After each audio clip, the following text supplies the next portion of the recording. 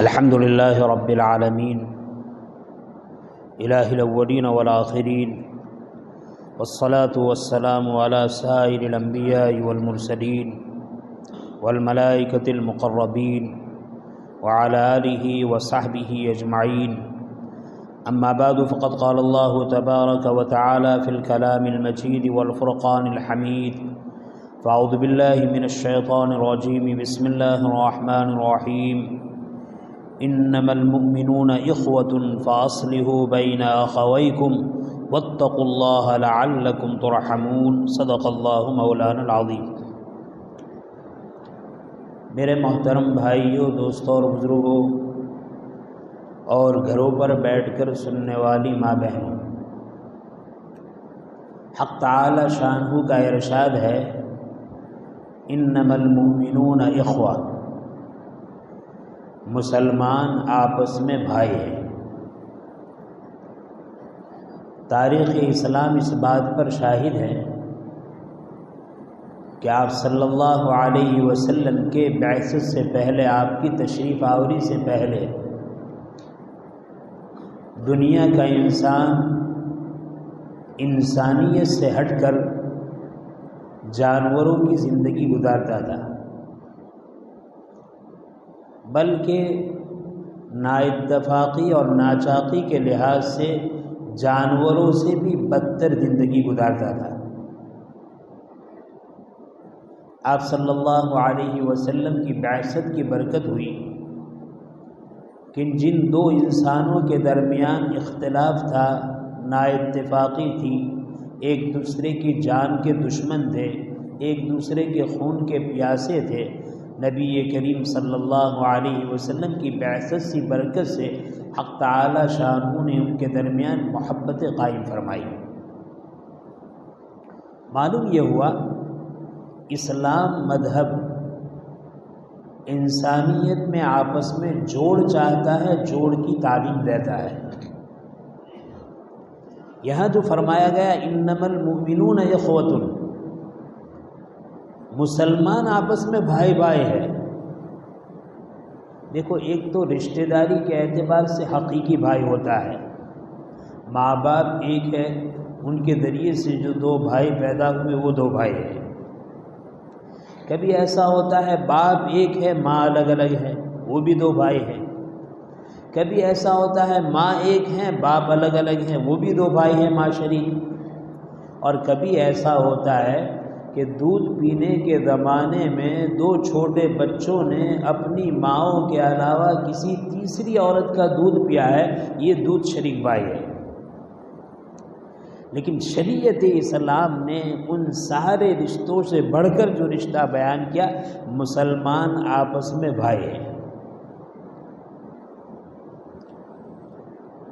دیکھو، دنیا کا رہنے والا انسان چاہے اس کے پاس مذہب اسلام نہیں ہے، لیکن کچھ نہ کچھ شرافت ہے، کچھ نہ کچھ انسانیت اور آدمیت ہے، تو دو بھائی آپس میں اس طرح رہتے ہیں کہ ایک بھائی دوسرے بھائی کی خوشی میں بھی شریک ہے، غرمی میں بھی شریک ہے، مالداری میں بھی شریک ہے، غریبی میں بھی شریک ہے،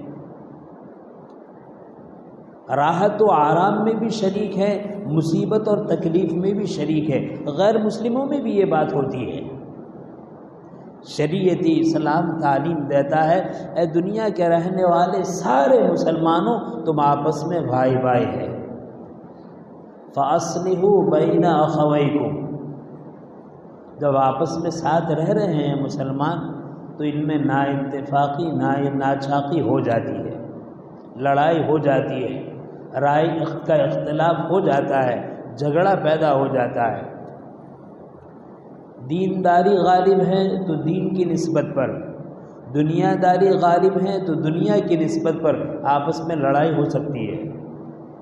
مال کی محبت ہے، زمین جائیداد کی محبت ہے، عورت کی محبت ہے، اولاد کی محبت ہے، عہدے اور منصب کی محبت ہے۔ اس محبت کی بنیاد پر آپس میں لڑائیاں اور جھگڑے ہوتے ہیں۔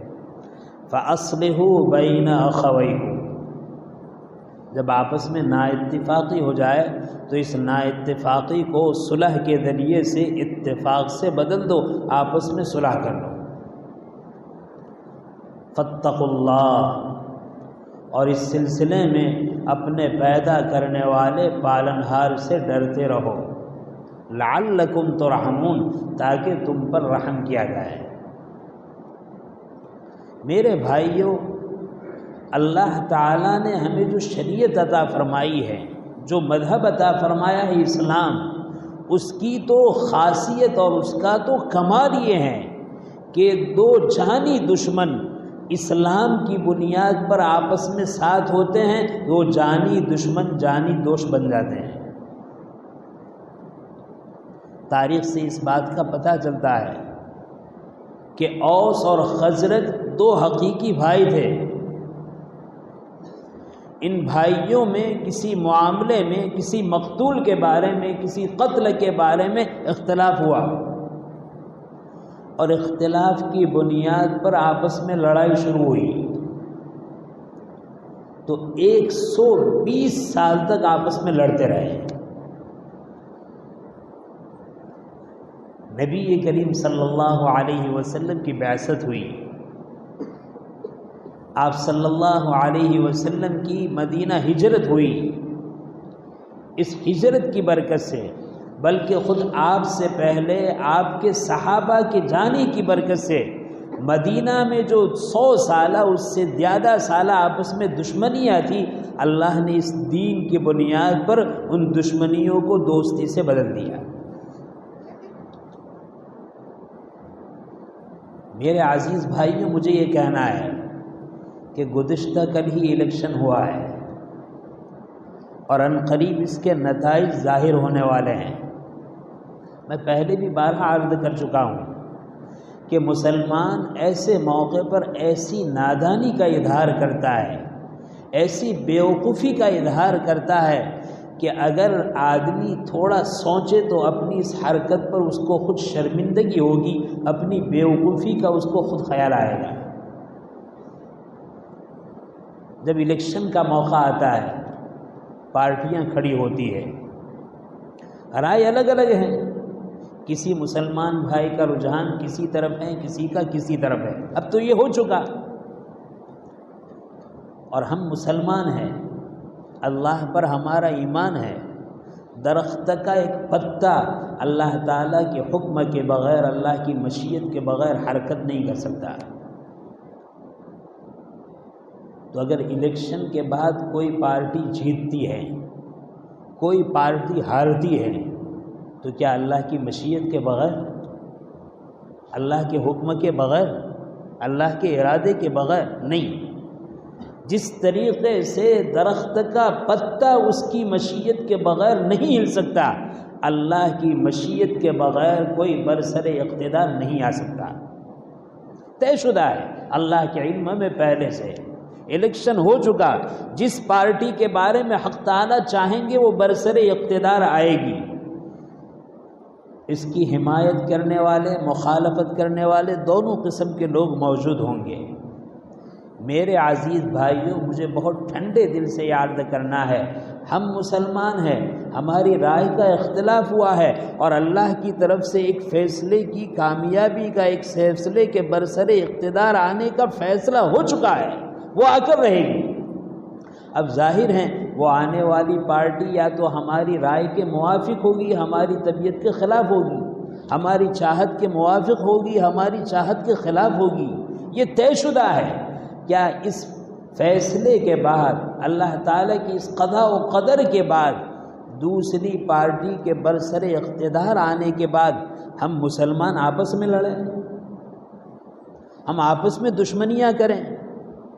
ایک ماں باپ کی اولاد، ایک نبی کا امتی، ایک اسلام مذہب کا پیروکار، اور ہمارا حال ان سیاست کی وجہ سے، ان پارٹیوں کی وجہ سے دشمنیاں ہمارے اندر ہو، نا اتفاقی ہمارے اندر ہو، ایک دوسرے کے خلاف تانا تشنی ہمارے اندر ہو، ایک دوسرے کے خلاف زبان درازی ہمارے اندر ہو، ایک دوسرے کو بدنام کرنا ہمارے اندر ہو، اور اس کی وجہ سے ایسی نا اتفاقی، ناچاکی کہ یہ ناچاکی ہمارے دلوں میں گھسی، دماغ میں گھسی، اور یہ حال یہاں تک پہنچا کہ اس کا اثر خوشی کے موقع پر شادیوں میں بھی نظر آیا، غمی کے موقع پر، میت کے موقع پر بھی نظر آیا، گھر میں بھی نظر آیا، باہر بھی نظر آیا، تجارت میں بھی نظر آیا، کاروبار میں بھی نظر آیا، مسجد میں بھی نظر آیا، مسجد سے باہر بھی نظر آیا۔ اور اللہ کی پناہ یہ حال اتنا بڑھا یہ مرد کہ مسجد اور عبادت گاہ اور بازار اور گھر کو چھوڑیے، یہ اختلاف کا ثمرہ اور نتیجہ، اور یہ اختلاف کی نحوست قبرستان میں بھی نظر آئی۔ لہذا میں اپنے بھائیوں سے بڑے درد دل کے ساتھ عرض کرتا ہوں، میں جس بات کی طرف متوجہ کرنا چاہتا ہوں وہ سنیے۔ جس کے لیے فیصلہ ہو چکا ہے وہ برسر اقتدار آئے گا، آنے والوں کا حال دیکھیں۔ مثلا دو بڑی پارٹیاں ہیں اور دونوں بڑی پارٹیوں کے دو آدمی چناؤ کے لیے کھڑے ہیں، اور اس میں سے کسی ایک کا آنا طے شدہ ہے۔ ایک پارٹی والا جیت کر آئے گا، دوسری پارٹی والا ہارے گا، لیکن جب اعلان ہو جائے گا کہ فلاں پارٹی کا صدر جیت چکا ہے، تو جس پارٹی کے صدر ہارے ہیں وہ ہارنے والا اس کے مکان پر جائے گا، مکان پر جانے کے بعد اس سے ملے گا، ملنے کے بعد اس کا فل پان کرے گا اور اس کو شاباشی دے گا اور مبارکبادی کرے گا۔ یہ صرف ہندوستان کا ماحول نہیں، پورے عالم کا یہ ماحول ہے۔ برسر اقتدار جتنی بھی پارٹیاں ہوتی ہیں یہ جانتے ہیں کہ یہ تو ایک چیز ہے، ایک شے ہے، ایک مقابلہ ہے، کبھی کوئی جیتتا ہے، کبھی کوئی ہارتا ہے۔ آج میں ہارا ہوں تو میرا مقابل جیتا ہے، آج میرا مقابل جیتا ہے تو کل میں جیت سکتا ہوں۔ میرا کام یہ ہے کہ ہارنے والا جیتنے والے کو شاباشی دے۔ وہ آپس میں تعلقات کو خراب نہیں کرتے، وہ آپس میں ایک ساتھ بیٹھ کر چائے پیتے ہیں، وہ آپس میں ایک ساتھ بیٹھ کر خوشی مناتے ہیں اور اس کی کامیابی پر اس کو مبارکبادی دیتے ہیں۔ ہماری عقل کا کیا ٹھکانہ ہے، ہمارے شعور کا کیا ٹھکانہ ہے؟ حق تعالی شانہ نے جس مذہب اسلام کی بنیاد پر اور امام الانبیاء صلی اللہ علیہ وسلم نے جس دین کی بنیاد پر ہمارے اندر جو اخوت قائم کی، اس اخوت کا سودا ایسی سیاستوں پر، اس اخوت کا سودا ایسی پارٹیوں پر، اس اخوت کا سودا ایسی کامیابی پر ہم دشمنیوں کو اس طریقے سے فروغ دیتے ہیں، ہم دشمنیوں کو اس طرح بڑھاوا دیتے ہیں کہ ایک حقیقی بھائی اپنے دوسرے حقیقی بھائی کو، ایک خالہ زاد بھائی اپنے خالہ زاد بھائی کو، ایک چچا زاد بھائی اپنے چچا زاد بھائی کو، ایک ماموں زاد بھائی اپنے ماموں زاد بھائی کو، ایک مسلمان پڑوسی اپنے مسلمان پڑوسی کو، ایک محلے کا مسلمان اپنے دوسرے مسلمان محلے کے مسلمان کو دیکھنے کے لیے تیار نہیں۔ ارے میں تو اس وقت پر یہ کہوں گا کہ مسلمان اور غیر مسلمان محلے کی بات چھوڑیے، ہماری بستی میں، پارٹی میں دونوں طرف دونوں ہیں۔ اگر کوئی جیتا ہے تو ہمیں کیا کرنا ہے؟ ہمیں جلنے کی بات نہیں، ہمیں بھی ان کے ساتھ کہنا ہے، چاہے وہ ہمارا مسلم بھائی ہو چاہے ہمارا غیر مسلم بھائی ہو، جیتا ہو تو اس کو کہو کہ بھئی جیتے ہیں، تمہیں اللہ نے اقتدار کیا ہے، اقتدار دیا ہے، اس اقتدار کو کام میں لاؤ اور جگہوں میں جو کام کرنے کے ہیں وہ کرو۔ اور ہارا ہے تو ہارنے والا کہے کہ بھئی یہ تو ہار جیت کا کھیل ہے، اگر آج ہم ہارے ہیں تو کل جیت سکتے ہیں، آج جیتے ہیں کل ہار سکتے ہیں، لیکن اس کی وجہ سے لڑائی، اس کی وجہ سے جھگڑا، اس کی وجہ سے دشمنی۔ اور پھر عجیب حال ہوتا ہے، چاہے غیر مسلم جیتے، چاہے مسلمان جیتے، چاہے کسی پارٹی سے تعلق والا جیتے، جیتتا ہے اس کو جیت ہضم نہیں ہوتی اور ہارتا ہے اس کو ہار ہضم نہیں ہوتی۔ امام الانبیاء صلی اللہ علیہ وسلم نے فتح مکہ کے موقع پر جیت کر دکھایا اور امت کے سامنے سبق پیش کیا کہ کوئی قائد جیتتا ہے تو اس کی شان کیا ہوتی ہے۔ لہذا میں آپ سے عرض کروں گا، شریعت اسلام نے ہمیں جو بھائی چارگی دی ہیں، جو اخوت دی ہیں، جو انسانیت دی ہیں، اس انسانیت کو ہر حال میں باقی رکھنا ہے، اور باقی رکھنے کے بعد حالات رزلٹ کے نتیجے کے آنے کے بعد جو بھی ظاہر ہو، ہمیں اپنی زبان سے برائی نہیں کرنا ہے، لڑنا نہیں ہے، نا اتفاقی نہیں کرنی ہے، بلکہ ہمیں تو اپنے آپ کو دوسروں سے جوڑنا ہے۔ مسلمان مسلمان کو جوڑے، مسلمان غیر مسلم کو جوڑے، غیر مسلم مسلمان کو جوڑے۔ یہ جمہوری ملک ہیں، اس جمہوری ملک میں حکومت آتی رہے گی، بدلتی رہے گی، ہمارا کام ہے جمہوریت کا لحاظ رکھتے ہوئے اس ملک کے اندر امن و سلامتی کا پیغام اپناتے ہوئے، پیغام دیتے ہوئے اس ملک میں ہم رہیں۔ نبی کریم صلی اللہ علیہ وسلم نے ارشاد فرمایا کہ سنو، میں آپ کو بتاؤں مومن کون ہے؟ وہ آدمی کامل مومن نہیں ہو سکتا جو مومن سے محبت نہ کرے، کامل ایمان والا نہیں۔ ہمارا حال تو دیکھیے، ہار جیت کی بنیاد پر ایک مومن کے رشتے کو توڑتا ہے اور آپس میں دشمنی اور عداوت کرتا ہے، اور ایسی دشمنی عداوت کہ اس دشمنی عداوت کا اظہار موت میت کے وقت بھی کرتا ہے۔ امام الانبیاء صلی اللہ علیہ وسلم کی تعلیمات امت میں جوڑ کو پیدا کرتی ہے، امت میں توڑ کو پیدا نہیں کرتی۔ اسی لیے کیا تعلیم دی؟ تعلیم یہ دی کہ اے مسلمانوں، آپس میں محبت پیدا کرنے کے لیے دو کام کیا کرو، افشوا السلام واطعموا الطعام، سلام کو آپس میں خوب پھیلاؤ۔ جب بھی آپس میں دو مسلمان ملے سلام کریں، اور اتنی ترغیب دی، دو مسلمان آپس میں چل رہے ہیں، سلام کیا، پہلی ملاقات میں چل رہے ہیں، چلتے چلتے راستے میں درمیان میں درخت آ گیا، اس درخت کے آنے کی وجہ سے ایک درخت کی داہنی طرف سے گزرتا ہے، دوسرا درخت کی بائیں طرف سے گزرتا ہے، اتنے فاصلے کے بعد جب آپس میں ملے تو دوبارہ سلام کرو۔ جس آقا نے دلوں سے نفرت کو دور کرنے کا اور دلوں میں محبت پیدا کرنے کا نسخہ بتایا، آج وہ نسخہ ہماری ذات سے، وہ نسخہ ہماری زندگی سے نکل چکا ہے۔ آج تو ہمارا حال یہ ہے، ایک مسلمان دوسرے مسلمان سے گزرتا ہے تو اس طرح گزرتا ہے جانے یہ مسلمان ہے، یہ غیر مسلم ہے، جانے یہ دوست ہے، یہ دشمن ہے، چاہے یہ اپنا ہے یہ پرایا ہے، کوئی تعلق نہیں۔ سلام کے اندر اللہ نے ایسی قوت رکھی ہے، محبت کی ایسی حلاوت رکھی ہے کہ آدمی یہ عرض کرے، اپنے بھائی کو ملتا ہے السلام علیکم، ذرا ہم اس کے معنی پر غور کریں۔ ہم کیا کہہ رہے ہیں اپنے بھائی کو کہہ رہے ہیں، اے بھائی میں تمہارے لیے اپنے رب سے سلامتی کا سوال کرتا ہوں، اور سلامتی ایسا لفظ ہے جس میں ہر قسم کی بھلائیاں اور ہر قسم کی خوبیاں اندر آ گئی، میں آپ کے لیے اللہ سے سلامتی چاہتا ہوں۔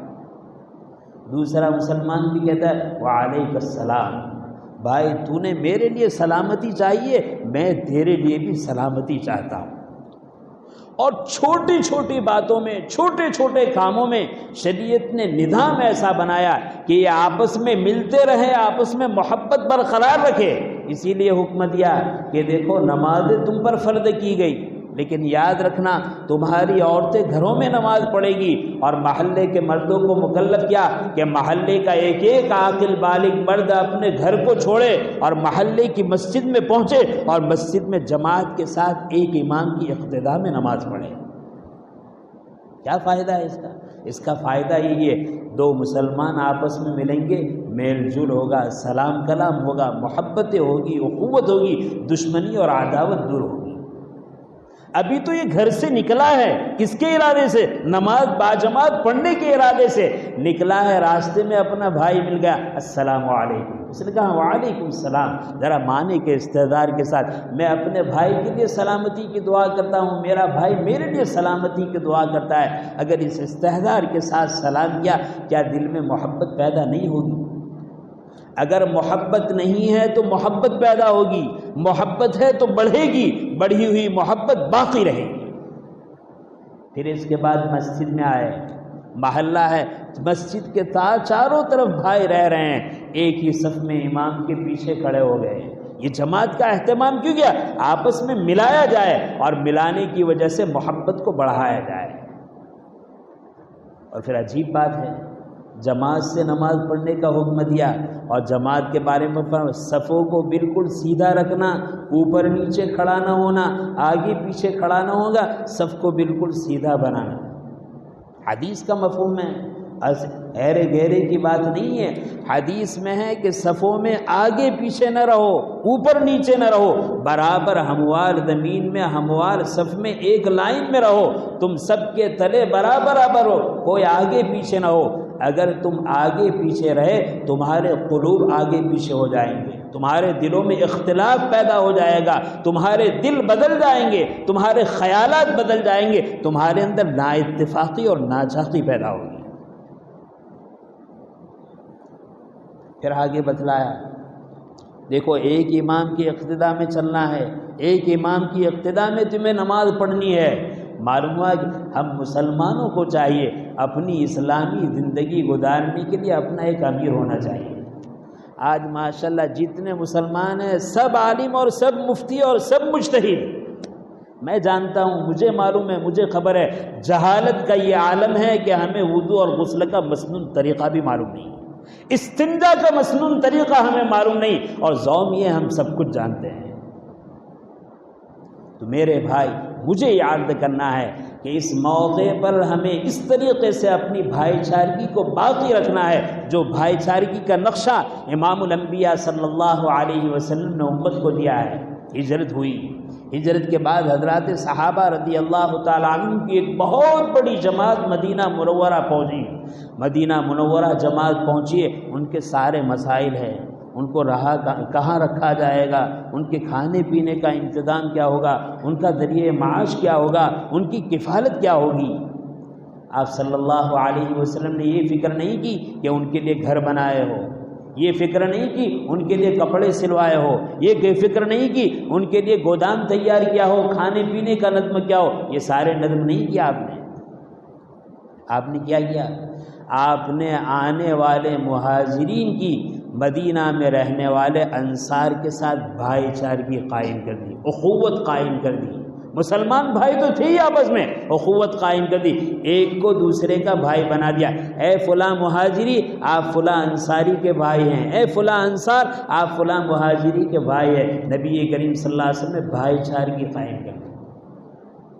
اس بھائی چارگی کا اثر کیا ہوا؟ نبی کریم صلی اللہ علیہ وسلم نے حضرات انصار میں سے جس بھائی کا، حضرات مہاجری میں سے جس بھائی کو بھائی بنایا، نماز ہوئی، نماز کے عشاء کی نماز ہوئی، بھائی انصاری بھائی نے اپنے مہاجری بھائی کا ہاتھ پکڑا اور اپنے ساتھ اپنے گھر لے گئے، کھانا کھلایا، پانی پلایا، مہمانی کی، اور مہمانی کرنے کے بعد عرض کیا، میرے مہاجری بھائی آپ کو معلوم ہے آپ کون ہیں؟ آپ میرے بھائی ہیں، اور نبی کریم صلی اللہ علیہ وسلم نے ہمارے درمیان وہ اخوت اور بھائی چارگی قائم کی ہے۔ اس بھائی چارگی کا اخلاقی فریضہ ہے۔ سنو، میرے پاس دو مکان ہے، ایک مکان آپ کا رہے گا، ایک مکان میرا رہے گا۔